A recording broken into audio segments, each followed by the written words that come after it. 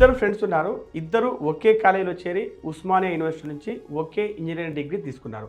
పైగా 2005లో ఇద్దరు నెలకు 30,000 శాలరీతోనే తమ జర్నీని స్టార్ట్ చేశారు. కానీ 20 సంవత్సరాల తర్వాత చూస్తే వారిద్దరి జీవితాలు పూర్తిగా ఒకదానికొకటి సంబంధం లేనంతగా మారిపోయాయి. ఒకరేమో ఇంకా లేట్ నైట్స్ వరకు పనిచేస్తూ ఈఎంఐల టెన్షన్స్తో రిటైర్మెంట్ గురించి భయపడుతూ జీవిస్తున్నాడు.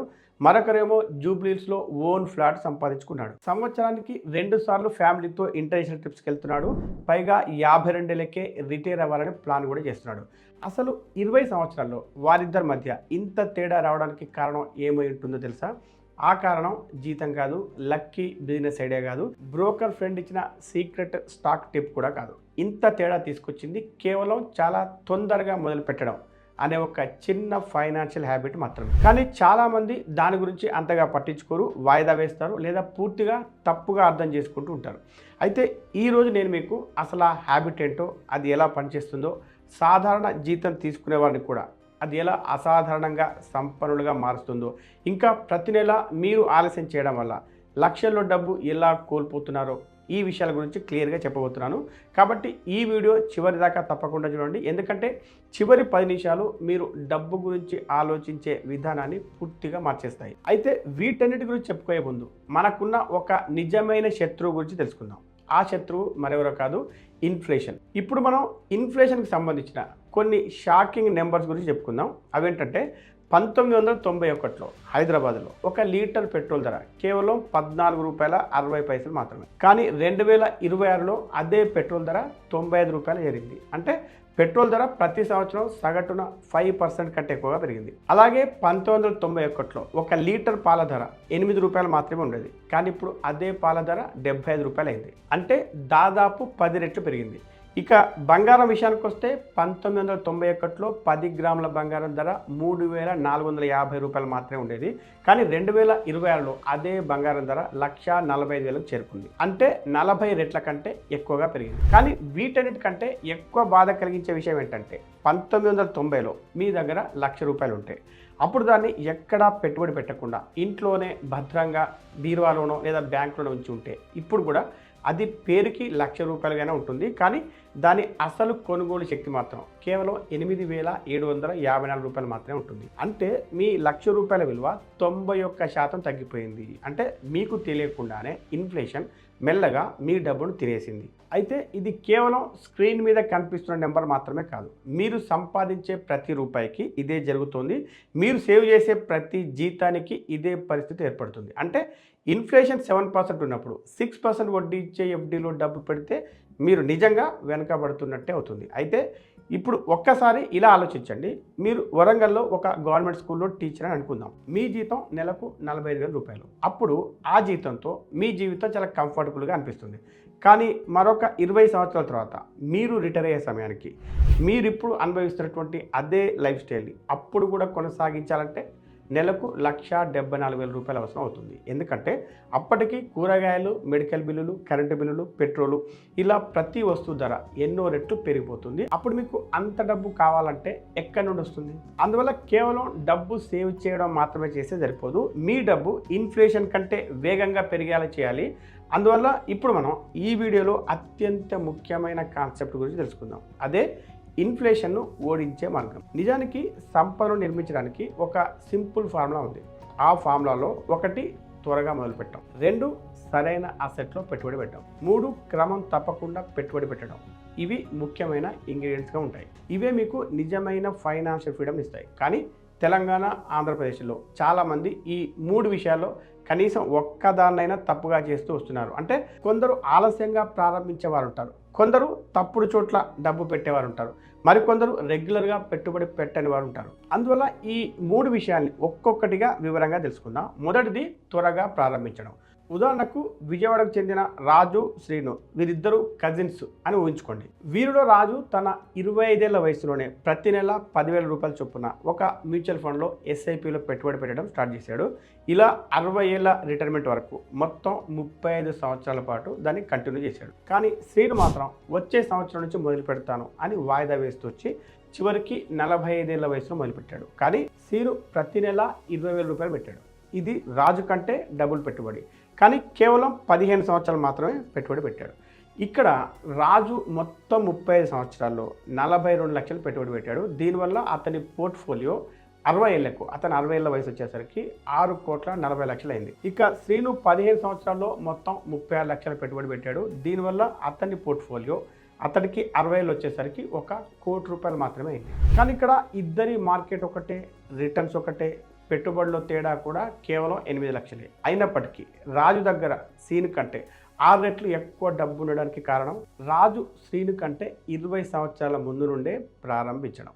ఇది కాంపౌండింగ్కు ఉన్న అసలైన శక్తిని తెలియజేస్తుంది. కాబట్టి టైం అనేది కేవలం డబ్బు మాత్రమే కాదు, టైమే అసలైన మల్టీప్లయర్ అని గుర్తుపెట్టుకోండి. ఇక రెండవది సరైన అసెట్ క్లాస్ ఎంచుకోవడం. 1979 నుండి 2026 వరకు దాదాపు 47 సంవత్సరాల్లో రకరకాల పెట్టుబడులు ఎలా పెరిగాయో ఒకసారి చూద్దాం. మీరు ₹1000 1979లో ఇన్ఫ్లేషన్ లెవెల్ రిటర్న్స్ ఇచ్చేటువంటి ఒక సేవింగ్స్ అకౌంట్లో ఉంచితే ఈరోజు అది ₹22,091 అయ్యేవి. అదే ₹1000 బంగారంలో పెట్టుంటే అది ₹1,40,759 అయ్యేవి. బ్యాంకు డిపాజిట్లో పెట్టుంటే ₹40,236 అయ్యేవి. కానీ అదే ₹1000 ఈక్విటీలో అంటే సెన్సెక్స్లో పెట్టుబడి పెట్టుంటే అది ఈరోజు ₹7,19,476 అయ్యేవి. దీన్ని బట్టి సాధారణ సేవింగ్స్కు లాంగ్ టర్మ్ ఈక్విటీ పెట్టుబడులకు మధ్య తేడా ఎంత భారీగా ఉంటుందో అర్థమవుతుంది. ఇక మూడవది క్రమం తప్పకుండా పెట్టుబడి పెట్టడం. ఇక్కడే ఎస్ఐపి అనే కాన్సెప్ట్ రంగంలోకి వస్తుంది. అందువల్ల ఎస్ఐపి అంటే ఏంటి, అది ఎలా పనిచేస్తుంది అనేది ముందు తెలుసుకుందాం. ఎస్ఐపి అంటే సిస్టమేటిక్ ఇన్వెస్ట్మెంట్ ప్లాన్. కానీ ఆ పేరును ఇప్పుడే మర్చిపోండి, ఎందుకంటే ఇప్పుడు నేను విలేజ్లో ఉండే ఒక సాధారణ వ్యక్తికి అర్థమయ్యేటట్టుగా మీకు చెప్తాను. పోస్ట్ ఆఫీస్ ఆర్డి ఎలా పనిచేస్తుందో మీకు తెలుసు కదా, అంటే రికరింగ్ డిపాజిట్. ప్రతి నెల ఒక ఫిక్స్డ్ అమౌంట్, ఉదాహరణకు ₹2,000 అనుకుంటే ఆ ₹2,000 ఆటోమేటిక్గా మీ బ్యాంక్ అకౌంట్ నుంచి కట్ అయ్యి మీరు ప్రత్యేకంగా ఏమీ చేయాల్సిన అవసరం లేకుండానే నెల నెల పోస్ట్ ఆఫీస్ ఆర్డి అకౌంట్లోకి వెళ్తుంది. సేమ్ ఎస్ఐపి కూడా దాదాపు ఇదే కాన్సెప్ట్ మీద పనిచేస్తుంది. కానీ ఇందులో ఉన్న ఒక ముఖ్యమైన తేడా ఏంటంటే పోస్ట్ ఆఫీస్ ఆర్డీలో మీ డబ్బు 6 నుండి 7% రిటర్న్స్ ఇచ్చే స్కీముల్లోకి వెళ్తుంది. కానీ ఎస్ఐపిలో మీ డబ్బు ఈక్విటీ మ్యూచువల్ ఫండ్స్లోకి వెళ్తుంది. హిస్టరీ ప్రకారం చూస్తే ఇవి లాంగ్ టర్మ్లో సుమారు 12 నుండి 15% వరకు రిటర్న్స్ ఇచ్చాయి. కాబట్టి ఇప్పుడు ఎస్ఐపి ఎలా పనిచేస్తుందో స్టెప్ బై స్టెప్ తెలుసుకుందాం. మొదట మీరు ఒక మ్యూచువల్ ఫండ్ డిస్ట్రిబ్యూటర్ని కలిసి కానీ లేదా ఒక నమ్మకమైన యాప్ ద్వారా కానీ మ్యూచువల్ ఫండ్ స్కీమ్ని ఎంచుకోవాలి. ఆ స్కీము మీ గోల్కు, మీ రిస్క్ తీసుకునే సామర్థ్యానికి సరిపోయేటట్టుగా ఉండాలి. ఆ తర్వాత మీరు ఒక తేదీని ఫిక్స్ చేసుకోవాలి. ఉదాహరణకు మీకు శాలరీ వచ్చేది 5వ తేదీ అయితే దాని తర్వాత తేదీలో మీరు ఫిక్స్ చేస్తే ఆ తేదీన మీ బ్యాంకుకు ఒక ఆటో డెబిట్ మ్యాండేట్ ఇస్తారు. అప్పటి నుండి ఆ తేదీ వచ్చినప్పుడు డబ్బు ఆటోమేటిక్గా మీ అకౌంట్ నుండి కట్ అయ్యి పెట్టుబడిగా వెళ్తుంది. కాబట్టి మీరు దాన్ని ప్రత్యేకంగా గుర్తుపెట్టుకోవాల్సిన అవసరం ఉండదు. ఆ తర్వాత డబ్బు ఈరోజు మార్కెట్లో ఉన్న ధర ప్రకారం మ్యూచువల్ ఫండ్స్లో ఇన్వెస్ట్ అవుతుంది. ఆ ధరని ఎన్ఏవి అంటారు. అప్పుడు దానికి బదులుగా మీకు మ్యూచువల్ ఫండ్ యూనిట్లు వస్తాయి. ఇదే ప్రాసెస్ ప్రతి నెల మళ్ళీ జరుగుతూ ఉంటుంది. నెల తర్వాత నెల, సంవత్సరం తర్వాత సంవత్సరం ఇలా కొనసాగుతూనే ఉంటుంది. అలా మీ డబ్బు కాంపౌండింగ్ అవుతూ పెరుగుతూ ఉంటుంది. అంతే. దీనికోసం పెద్ద అనాలిసిస్లు చేయాల్సిన అవసరం లేదు. ప్రతిరోజు మార్కెట్ చూడాల్సిన పని లేదు. ఫైనాన్స్ ఎక్స్పర్ట్ అవ్వాల్సిన అవసరం అంతకన్నా లేదు. ఒక్కసారి సెట్ చేస్తే చాలు, మిగతా పని అంతా టైమే చూసుకుంటుంది. అయితే వీటితో పాటు ఎస్ఐపిలో చాలామందికి తెలియని ఒక అందమైన రహస్యం కూడా ఉంది. దాన్ని రూపీ కాస్ట్ యావరేజింగ్ అంటారు. ఇది మార్కెట్ పడిపోయినప్పుడు కూడా ఎస్ఐపి మీకు లాభం తీసుకొచ్చేలా చేస్తుంది. కాబట్టి ఒక రియల్ లైఫ్ ఎగ్జాంపుల్ ద్వారా దీన్ని అర్థం చేసుకుందాం. మ్యూచువల్ ఫండ్లో ఎన్ఏవి అనేది ఒక యూనిట్ ధర లాంటిది అని అనుకోండి. అయితే మొదటి నెలలో ఎన్ఏవి ₹10 ఉందనుకోండి. అప్పుడు మీరు ₹1,000 పెట్టుబడి పెడితే మీకు 100 యూనిట్లు వస్తాయి. కానీ రెండవ నెలలో మార్కెట్ పడిపోయి ఎన్ఏవి 9కి వచ్చింది అనుకోండి. అప్పుడు మీ ₹1,000కి ఈసారి మీకు 111 యూనిట్లు వస్తాయి. అంటే అదే డబ్బుతో ఎక్కువ యూనిట్లు వస్తాయి. ఆ తర్వాత మూడో నెలలో మార్కెట్ ఇంకా పడిపోయి ఎన్ఏవి ₹8కి వచ్చింది అనుకోండి. అప్పుడు అదే ₹1,000కి 125 యూనిట్లు వస్తాయి. అంటే ఇంకా ఎక్కువ యూనిట్లు వస్తాయి. ఇక నాలుగో నెలలో మార్కెట్ మళ్ళీ కోలుకొని ఎన్ఏవి 11కి పెరిగింది. ఇప్పుడు అదే ₹1,000కి కేవలం 91 యూనిట్లు మాత్రమే వస్తాయి. ఇలా మొత్తంగా చూసుకుంటే ఎస్ఐపి చేసిన వ్యక్తికి మొత్తం 427 యూనిట్లు వస్తాయి. ఒక్కొక్క యూనిట్కు అతడు పెట్టిన సగటు ధర ₹9.37 మాత్రమే. కానీ అదే సమయంలో ఇంకొక వ్యక్తి మొదటి నెలలోనే మొత్తం ₹4,000 ఒకేసారి పెట్టుబడి పెట్టాడు అనుకోండి. అప్పుడు ఎన్ఏవి ₹10 ఉండడం వల్ల అతనికి 400 యూనిట్లు మాత్రమే వస్తాయి.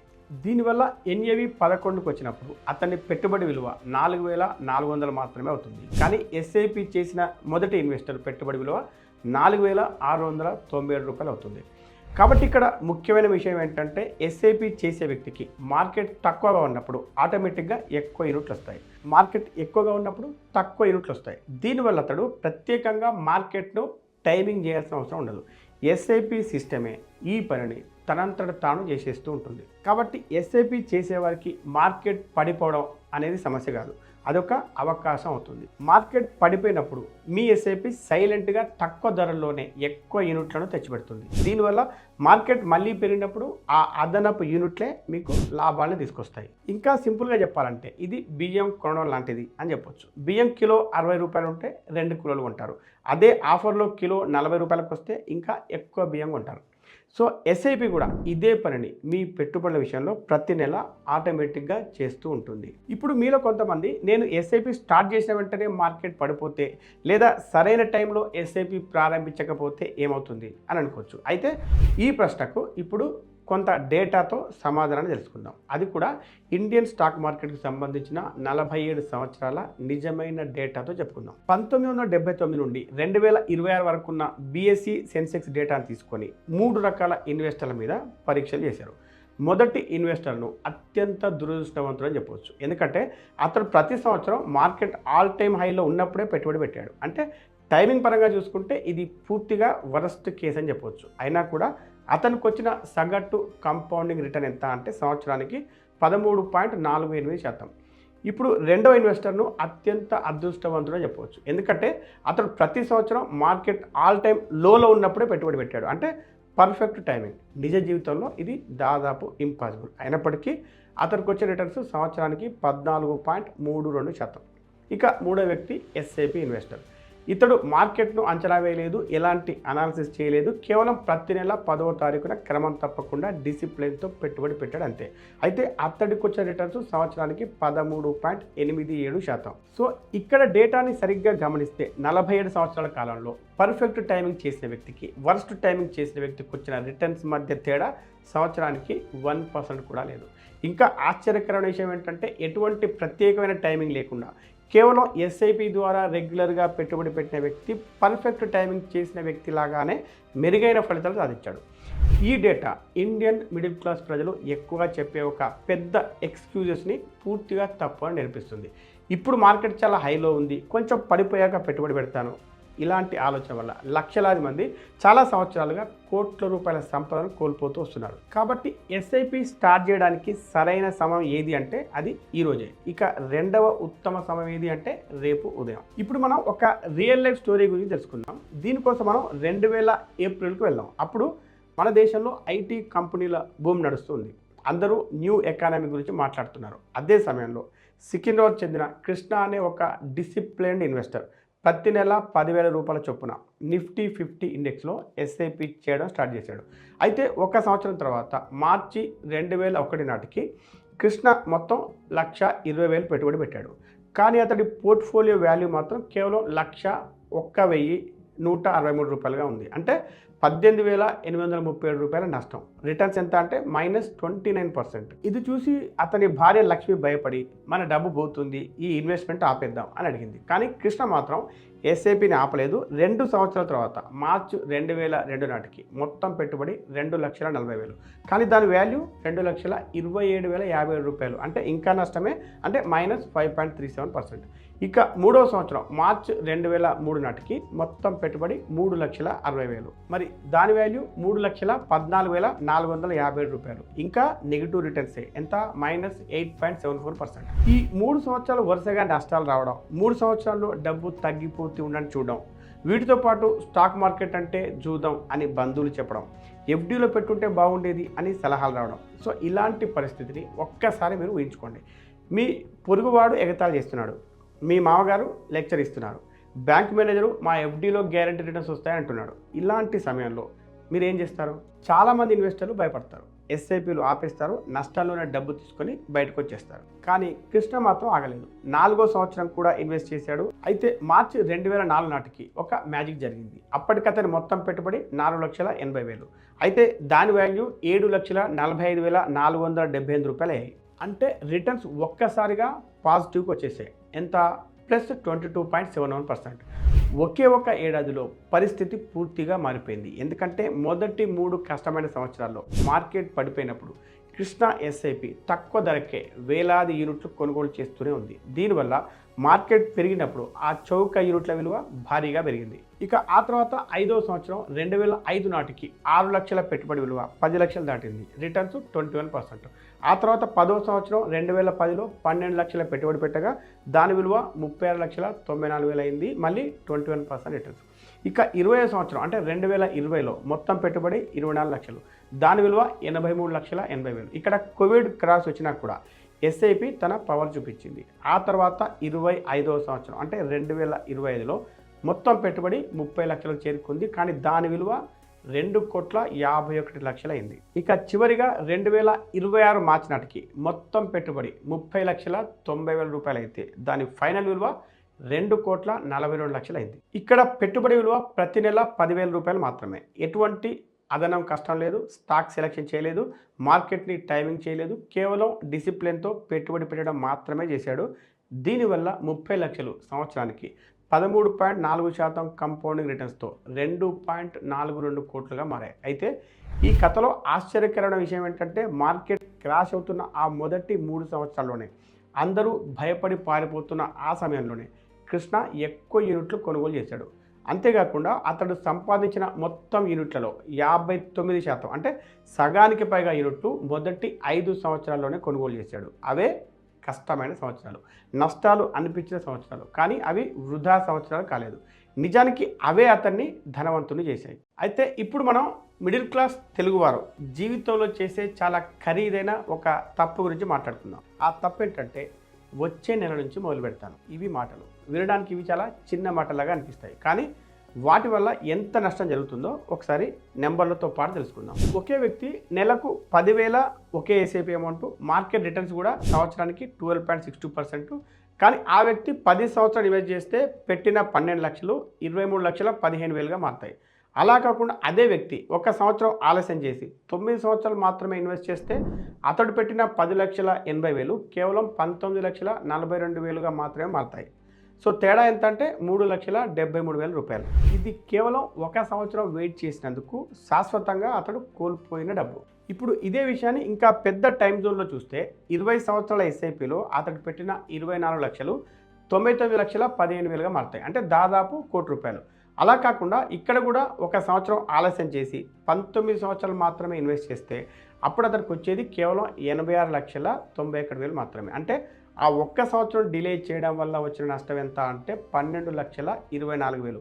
కేవలం 1 సంవత్సరం వెయిట్ చేసినందుకు 12 లక్షలకు పైగా సంపదను కోల్పోతున్నాడు. అయితే ఇప్పుడు దీన్ని పర్సనల్గా ఆలోచించండి. మీరు ప్రస్తుతం 28 సంవత్సరాల వయసులో ఉన్నారని అనుకుందాం. కొండాపూర్ లేదా మాదాపూర్లో మీ అపార్ట్మెంట్లో కూర్చొని డిన్నర్ తింటూ మీరు ఈ వీడియో చూస్తున్నారు. అయితే ఈ వీడియో చూసి కూడా మీరు మీ ఎస్ఐపిని ఇంకొక 12 నెలలు ఆలస్యం చేస్తే మీరు ఈరోజే ఈ రాత్రే మీ ఫ్యూచర్ వెల్త్లో 12 లక్షల్ని వదులుకోవాలి అని నిర్ణయించుకుంటున్నారు అని అర్థం. అయితే అసలు వచ్చే 12 నెలలు మీరు వాయిదా వేయడానికి కారణమైన ఆ పని 12 లక్షలకు విలువైందేనా, లేదా నిజంగా వెయిట్ చేయడానికి అంత పెద్ద కారణం ఏమైనా ఉందా అనేది తెలుసుకోండి. ఇక ఇప్పుడు మనం తెలంగాణ మరియు ఏపీలో ఎస్ఐపిల విషయంలో చాలామంది సమాధానం కోసం చూస్తున్నటువంటి కొన్ని క్వశ్చన్స్ గురించి తెలుసుకుందాం. మొదటి క్వశ్చన్, లాంగ్ టర్మ్పై నాకు ఇంకా నమ్మకం లేదు కాబట్టి నేను కేవలం 2-3 సంవత్సరాలు మాత్రమే ఎస్ఐపి చేయాలని అనుకుంటున్నాను.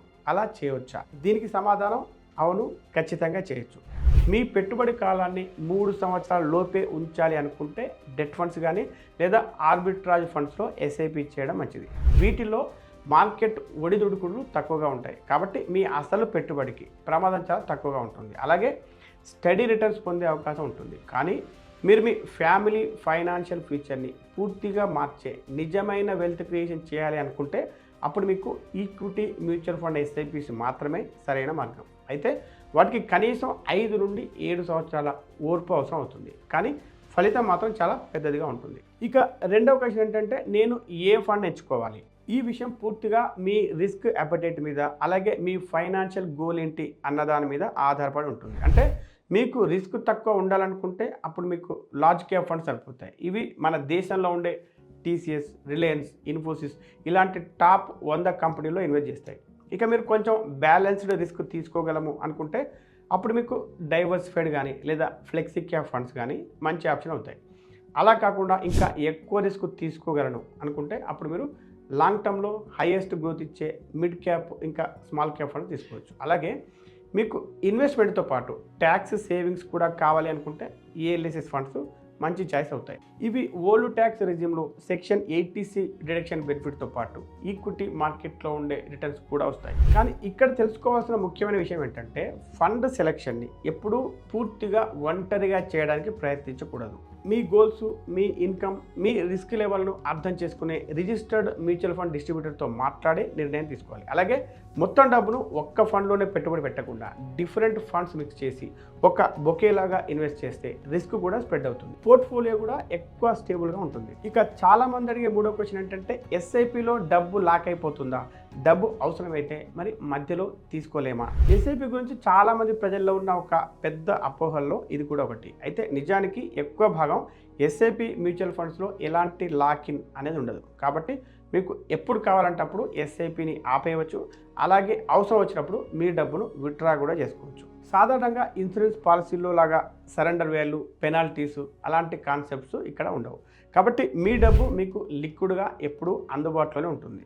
కానీ ఈఎల్ఎస్ఎస్ ఫండ్స్ విషయంలో మాత్రం ఒక ఎగ్జెప్షన్ ఉంటుంది. ఇవి ట్యాక్స్ సేవింగ్ బెనిఫిట్స్ ఇస్తాయి కాబట్టి ప్రతి ఒక్క ఇన్స్టాల్మెంట్పై 3 సంవత్సరాల లాక్-ఇన్ పీరియడ్ అనేది ఉంటుంది. కానీ ట్యాక్స్ బెనిఫిట్ వస్తున్నందుకు దీన్ని కూడా ఒక ఫేర్ ట్రేడ్ ఆఫ్గానే చూడొచ్చు. ఇంకా 4వ క్వశ్చన్ ఏంటంటే ఎస్ఐపి కూడా ట్యాక్స్ కట్టాలా?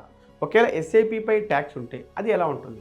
ముందుగా తెలుసుకోవాల్సిన విషయం ఏంటంటే ఎస్ఐపి మీద టీడీఎస్ అనేది ఉండదు. అంటే మీరు ఎస్ఐపిలో ఇన్వెస్ట్ చేస్తున్నప్పుడు ఎలాంటి ట్యాక్స్ కట్టవద్దు. కేవలం మీరు మీ ఇన్వెస్ట్మెంట్ను ఎస్ఐపి నుండి రీడీమ్ చేసినప్పుడు కానీ లేదా సెల్ చేసినప్పుడు కానీ అప్పుడు మాత్రమే ట్యాక్స్ పడుతుంది. ఆ ట్యాక్స్ కూడా ఎలా ఉంటుందంటే మీరు పెట్టిన ఇన్వెస్ట్మెంట్ను 1 సంవత్సరం లోపల విత్డ్రా చేస్తే అప్పుడు దాన్ని షార్ట్ టర్మ్ క్యాపిటల్ గెయిన్గా పరిగణిస్తారు. అప్పుడు దానిపై ప్రస్తుతం ఉన్న 20% ట్యాక్స్ పడుతుంది.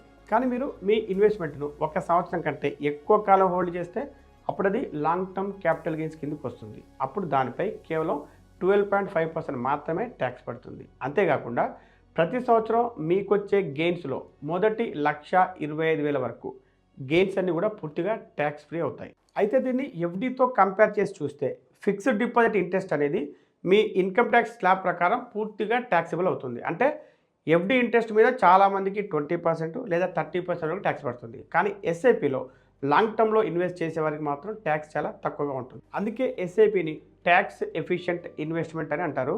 ఇక 5వ క్వశ్చన్ ఏంటంటే గోల్డ్లో కూడా ఎస్ఐపి ద్వారా ఇన్వెస్ట్ చేయవచ్చా? దీనికి సమాధానం ఇప్పుడు గోల్డ్లో కూడా మ్యూచువల్ ఫండ్స్ ద్వారా ఎస్ఐపి చేయవచ్చు. అంటే ఫిజికల్ గోల్డ్ కొనేటప్పుడు ఉండే మేకింగ్ ఛార్జెస్ కానీ, స్టోరేజ్ టెన్షన్స్ కానీ, ప్యూరిటీ డౌట్స్ లాంటివి ఏవి లేకుండా మ్యూచువల్ ఫండ్స్ ద్వారా గోల్డ్లో ఇన్వెస్ట్ చేయవచ్చు. ఇందులో ప్రైసింగ్ కూడా ట్రాన్స్పరెంట్గా ఉంటుంది. స్టోరేజ్ రిస్క్ అసలే ఉండదు.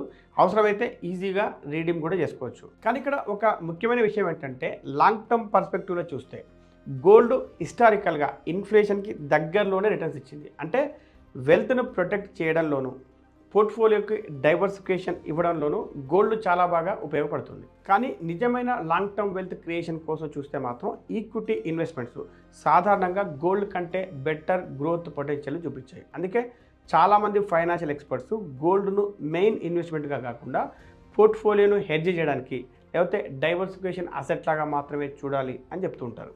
ఇక 6వ క్వశ్చన్ ఏంటంటే చాలామంది అడిగేది ఎస్ఐపి డేట్ మార్చుకోవాలి అనుకుంటే ఏం చేయాలి?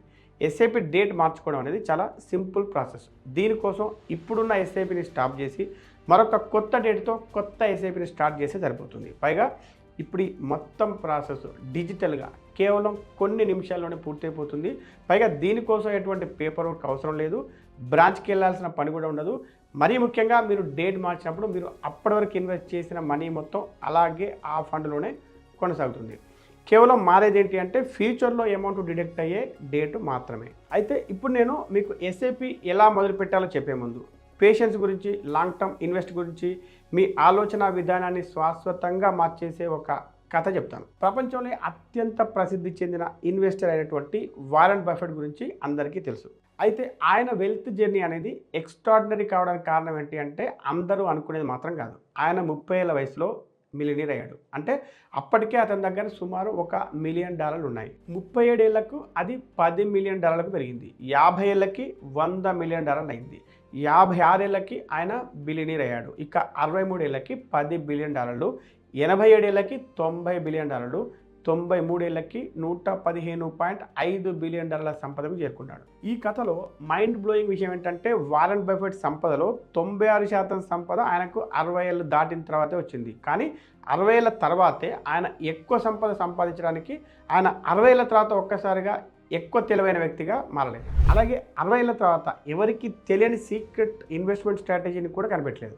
కేవలం కంపౌండింగ్ తన పూర్తి శక్తిని చూపడానికి టైం మాత్రమే ఇచ్చాడు అంతే.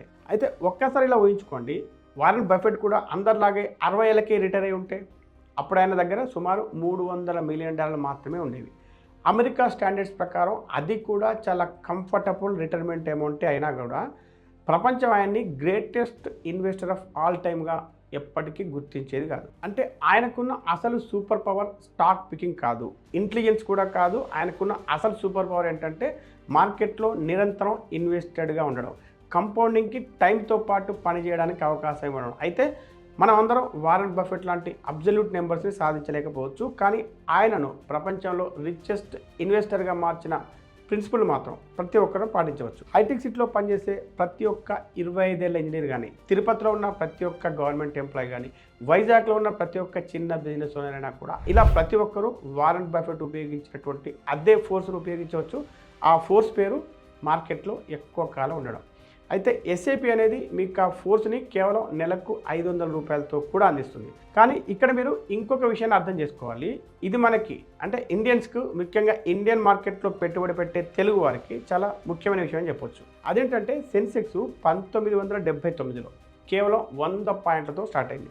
ఇప్పుడు 2026 మార్చి నాటికి అది సుమారు 74,000 పాయింట్ల స్థాయికి జరిగింది. అంటే దాదాపు 47 సంవత్సరాల పాటు సగటున సంవత్సరానికి సుమారు 15% చొప్పున పెరుగుతూ వచ్చింది. అలాగే ఈ 47 సంవత్సరాల ప్రయాణంలో చాలా యుద్ధాలు వచ్చాయి, ఎన్నో స్కామ్స్ జరిగాయి, ఆర్థిక సంక్షోభాలు వచ్చాయి. వీటితో పాటు కోవిడ్ వచ్చింది, ప్రభుత్వాలు కూడా మారాయి.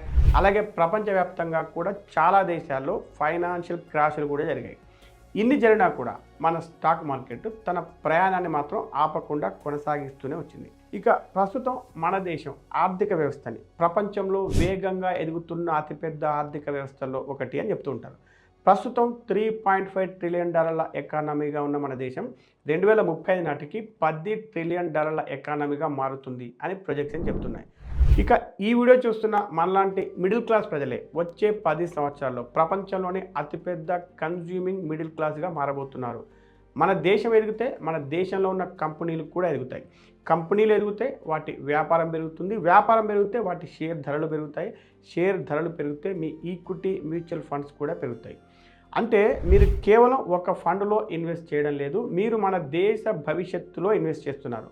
ఆ భవిష్యత్తు నిజంగానే ఎంతో శక్తివంతమైంది, ఎంతో ఎగ్జైటింగ్ అయింది. ఇక మీరు 20 సంవత్సరాల క్రితం ఎస్ఐపి స్టార్ట్ చేసి నెలకు $2,000 అంటే సంవత్సరానికి $24,000 ఇన్వెస్ట్ చేసి ఉంటే ఈరోజు మీ దగ్గర 19,83,000 ఉండేవి. అలా కాకుండా నెలకు $10,000 అంటే సంవత్సరానికి 1,20,000 పెట్టుంటే ఈరోజు మీ దగ్గర 99,15,000 ఉండేవి, అంటే దాదాపు ₹1,00,00,000. ఇక నెలకు $50,000 ఇన్వెస్ట్ చేస్తుంటే ఈరోజు మీ వెల్త్ 4,95,00,000 చేరుకునేది. అయితే ఇక్కడ విషయం ఏంటంటే 2006లో అంటే 20 సంవత్సరాల క్రితం చాలామంది నెలకు $2,000 ఇన్వెస్ట్ చేయగలిగే పరిస్థితులు ఉన్నాయి.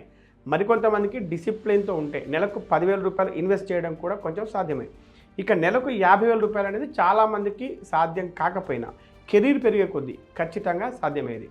కానీ విషాదం ఏంటంటే చాలామంది దీన్ని అఫోర్డ్ చేయలేకపోవడం అనేది కాదు, అసలు విషాదం చాలామంది దాన్ని స్టార్ట్ చేయకపోవడం. అప్పటి 2,000ని ఈరోజు గుర్తేలేని చిన్న చిన్న ఖర్చులపై స్పెండ్ చేశారు. కానీ ఇప్పుడు ఈ నెంబర్స్ చూసినప్పుడు వారి గుండెల్లో ఒక బాధ కలుగుతుంది. అయితే ఇది నేను మీకు గతాన్ని గుర్తు చేసి బాధపడేలాగా చేయడానికి చెప్పడం లేదు. నేను ఇది చెప్తుంది ఇప్పటి నుండి 20 సంవత్సరాల తర్వాత ఈ రోజు గురించి మీరు అదే బాధ అనుభవించకూడదు అని. ఎందుకంటే ఈరోజు అంటే ఇప్పుడే మీ దగ్గర ఇంకా టైం ఉంది. మీరు బ్రతికి ఎర్న్ చేస్తున్న ప్రతిరోజు ఈ విత్తనాన్ని నాటడానికి మీకు ఇంకా అవకాశం ఉన్న రోజు. కాబట్టి ఇప్పుడు మనం ఎస్ఐపి జర్నీని ఎలా స్టార్ట్ చేయాలో 5 ప్రాక్టికల్ స్టెప్స్ ద్వారా తెలుసుకుందాం. ఫస్ట్ స్టెప్ కేవైసీ కంప్లీట్ చేయాలి. మీ దగ్గర పాన్ కార్డు, ఆధార్ కార్డు ఉంటే వాటి ద్వారా ఈ కేవైసీని ఆన్లైన్లో 10 నిమిషాల్లోపే పూర్తి చేయొచ్చు. ఇది వన్ టైం ప్రాసెస్ మాత్రమే. సెకండ్ స్టెప్ మీ ఎస్ఐపి అమౌంట్ను నిర్ణయించుకోవాలి.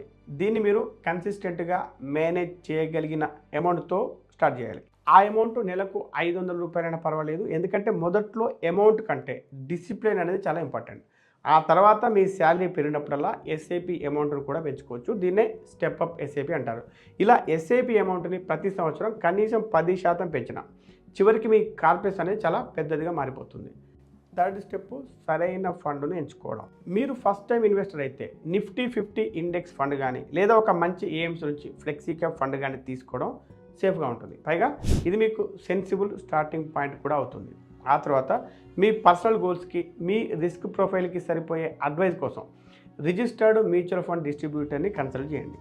Fourth step auto debit set చేసుకోండి. అంటే మీ శాలరీ డేట్ తర్వాత 2-3 రోజులకి ఎస్ఐపి డేట్ పెట్టుకోండి. ఉదాహరణకు మీ శాలరీ 1వ తేదీన వస్తే ఎస్ఐపిని 5వ తేదీకి సెట్ చేసుకోండి. ఇలా చేస్తే మీ లైఫ్ స్టైల్ ఎక్స్పెన్సెస్ మీ శాలరీ డబ్బును ఖర్చు చేయకముందే అది ఇన్వెస్ట్మెంట్లోకి వెళ్ళిపోతుంది. ఫిఫ్త్ స్టెప్ దాన్ని టచ్ చేయొద్దు. ఇదే అన్నింటిలోకి చాలా కష్టమైన స్టెప్. ఎందుకంటే చాలామంది మార్కెట్ పడిపోయినప్పుడు ప్యానిక్ అయిపోయి ఎస్ఐపిని ఆపేస్తూ ఉంటారు. అలాగే మార్కెట్ బాగా పెరిగినప్పుడు కూడా ప్రాఫిట్స్ బుక్ చేసుకొని ఎస్ఐపి ఆపేస్తూ ఉంటారు. ఇలా చేయడం వల్ల మార్కెట్లో ఎక్కువ కాలం ఉన్నప్పుడు జరిగే మ్యాజిక్ అనేది మిస్ అయిపోతుంది. మనం ముందు చెప్పుకున్న కృష్ణ కథలో కూడా మొదటి 3 సంవత్సరాలు నష్టాలే కనిపించాయి. కానీ ఆ తర్వాత అవే 3 సంవత్సరాలు కోట్ల రూపాయల సంపదకు కారణమయ్యాయి. వీటితో పాటు మరొక గోల్డెన్ రూల్ ఏంటంటే ముందుగా ఇన్వెస్ట్ చేయండి, ఆ తర్వాత మిగిలిన దాన్ని ఖర్చు చేయండి. దీన్ని ఆపోజిట్గా మాత్రం చేయకండి. ఎందుకంటే ధనవంతులుగా మారిన ప్రతి ఒక్క మిడిల్ క్లాస్ తెలుగు ఫ్యామిలీ, వైజాగ్లోని సాఫ్ట్వేర్ ఇంజనీర్ అయినా, నల్గొండలో ఉన్న ఒక డిగ్నిటీతో రిటైర్ అయిన గవర్నమెంట్ టీచర్ అయినా వారందరూ ఈ రూల్లో ఏదో ఒక వెర్షన్ని ఫాలో అయిన వారే ఉంటారు. వారంతా తమ ఎస్ఐపిని ఒక ఈఎంఐ లాగా చూసేవారు. అంటే నాన్ నెగోషియబుల్గా చూసేవారు. ప్రతి నెల తప్పకుండా పాటించాల్సిన కమిట్మెంట్గా భావించేవారు. ఇక చివరిగా చెప్పేది ఏంటంటే మనలో చాలామంది తెలుగు మిడిల్ క్లాస్ ఫ్యామిలీస్లో పెరిగాం. మన పేరెంట్స్ చేసిన సాక్రిఫైసెస్ను చూస్తూ పెద్దవారి అయ్యాం. అమ్మ తన అవసరాలు తగ్గించుకొని మనల్ని ఇంజనీరింగ్ కాలేజీకి పంపించింది. నాన్న ఓవర్ టైం పనిచేసి మనకు ఒక మంచి ఎడ్యుకేషన్ ఇవ్వడానికి కష్టపడ్డాడు. అలాగే వారి దగ్గర ఉన్నదంతా మన ఫ్యూచర్ కోసమే ఇచ్చారు. ఇప్పుడు మన వంతు వచ్చింది. కాబట్టి కేవలం బాగా సంపాదించడం మాత్రమే కాకుండా వెల్త్ని బిల్డ్ చేయడం కూడా నేర్చుకోవాలి. ప్రతి ఒక్క జనరేషను మళ్ళీ జీరో నుంచి మొదలుపెట్టే సైకిల్ను బ్రేక్ చేయాలి. మన పిల్లలు, మన మనవళ్ళు, మన తల్లిదండ్రులకి ఎప్పుడూ లేని అవకాశాలు పొందేలా చూడాలి. అయితే ఎస్ఐపి అనేది ఓవర్ నైట్ రిచ్ అయ్యే స్కీమ్ కాదు. ఇది గ్లామరస్ కూడా కాదు. పైగా ఇందులో హాట్ స్టాక్ టిప్స్ ఉండవు. ఓవర్ నైట్లో సక్సెస్ అయ్యే స్టోరీస్ కూడా ఉండవు. ఇది కేవలం సింపుల్గా డిసిప్లిన్తో నెల చేసే ఇన్వెస్ట్మెంట్ మాత్రమే. కానీ ఇది మీరు మీ పని చూసుకుంటున్నప్పుడు బ్యాక్గ్రౌండ్లో సైలెంట్గా కంపౌండింగ్ అవుతూ ఉండే ప్రాసెస్. 20, 25, 30 సంవత్సరాల తర్వాత అదే ఎస్ఐపి మీ ఫ్యామిలీని ఏ పరిస్థితుల్లోనైనా ప్రొటెక్ట్ చేసే ఒక ఫైనాన్షియల్ కోటలాగా మారుతుంది.